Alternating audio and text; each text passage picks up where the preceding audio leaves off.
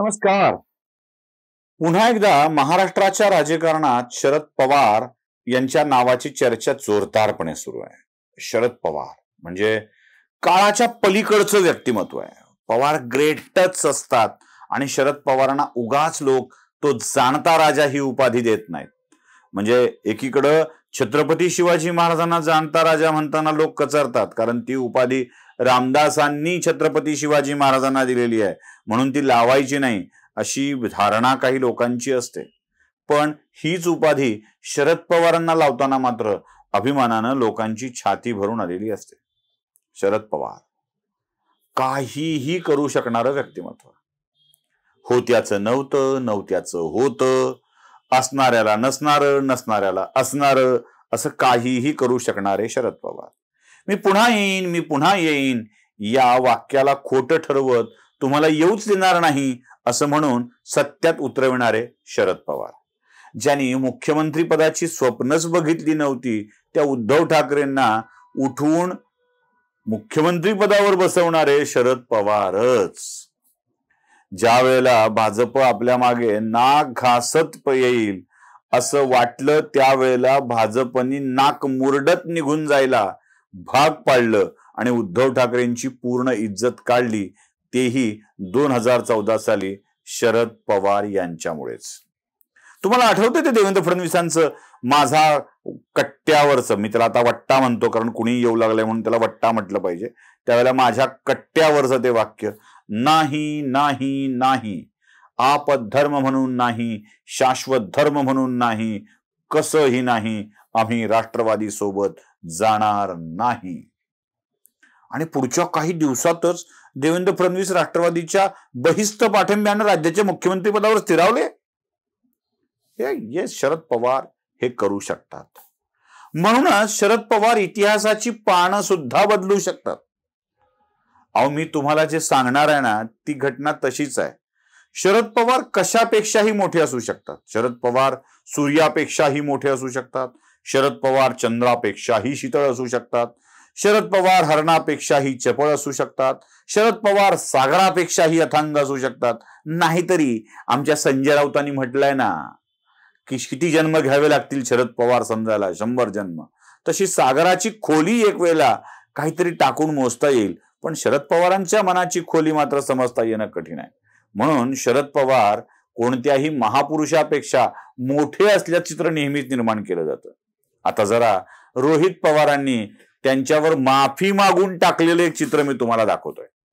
खरं तर रोहित पवारांनी याबाबत माफी मागितली आहे. असं करायला नको होतं, चुकून झालंय असं ते म्हटलंय. आता या फोटोत छत्रपती शिवाजी महाराज असे उंच दिसतायत आणि त्यांच्या डोक्यावरती दिसतायत ते शरद पवार. आता हे पवारांच्या बाबत होऊ शकतं. पवार कोणापेक्षाही मोठे असू शकतात. मी तर तुम्हाला म्हटलं ना की पवार अशा टाइमलाईन मध्ये जाऊन एकूणच काळाचं चक्र बदलू शकतात. तिथे छत्रपती शिवाजी महाराजांच्या डोक्यावर त्यांचा फोटो बसविण्याचा महिमा तर त्यांची भक्त मंडळी करूच शकतात. त्यांना तो अधिकार आहे. महाराज काय, महाराजांच्या पेक्षाही महाराजांनी अगदी स्वराज्य निर्माण केलं प्रतिकूल परिस्थितीमध्ये. म्हणजे महाराजांच्या स्वराज्याची सुरुवात 3, 3.5, 4 जिल्ह्यामधूनच झाली होती म्हणतात. तसंही शरद पवारांच्या स्वराज्याची, राष्ट्रवादीच्या महाराज्याची सुरुवातही 3.5 जिल्ह्यामधूनच झालेली आहे. आता कदाचित उद्या त्याचा विस्तार खूप मोठा होईल आणि शरद पवार महाराजांच्या पेक्षा सुद्धा मोठे होतील. या फोटोतून शरद पवारांची प्रतिमा काय निर्माण करायची आहे हे आपल्या लक्षात आलं असेल. एरवी कुणी केलं ना की त्याच्या विरुद्ध गहजब माजवला जातो. खास करून तो दुसऱ्या कोणत्या जातीचा असेल, बिचारा मायनॉरिटी कास्टचा जर असेल ना तर त्याच्याविषयी तर त्याला पार बुकलून काढलं जातं. म्हणजे तो कसा द्रोही निघाला, कसा माजलेला निघाला, मस्तवाल निघाला असं बोललं जातं. पण शरद पवारांनी केल्यावर तसं बोलायचं नसतं, कारण त्यांना अधिकार आहे. मागे ते एकदा इतिहासात गेले होते आणि त्यांनी इतिहासच बदलून टाकला होता. ते म्हणाले, जॉर्ज पंचम जेव्हा गेटवे ऑफ इंडियातून भारतात आला तेव्हा त्याच्या स्वागताला तिथे त्याला निवेदन द्यायला एक मुंडासं बांधलेला व्यक्ती होता आणि पंचमने विचारलं, कोण आहे तो मुंडासं बांधलेला व्यक्ती? बोलवा त्याला. आणि मग त्यांनी सांगितलं की माझ्या शेतकऱ्यांची प्रश्न घेऊन मी तुमच्याकडे आलो. इतिहास बदलणं म्हणतात त्याला. जॉर्ज पंचम भारतात आला त्यावेळेला महात्मा फुलेंना वर जाऊन अनेक वर्ष लोटलेली होती. पण तरीही पवारांनी महात्मा फुले जॉर्ज पंचमच्या स्वागताच्या वेळी तिथे हजर होते हे बिनधास्तपणे ठोकून दिलं. पवार इतिहासही बदलू शकतात. कदाचित महात्मा फुलेंच्या मरणाला पवार म्हणाले असतील, अरे थांब मरणा, तुला महात्मा फुलेंना हे सगळं वेदना, शेतकऱ्यांची वेदना जॉर्ज पंचम पर्यंत पोहोचवल्याशिवाय त्यांना तुला घेताच येणार नाही. आणि मग मृत्यू मागे जाऊन थांबला असेल.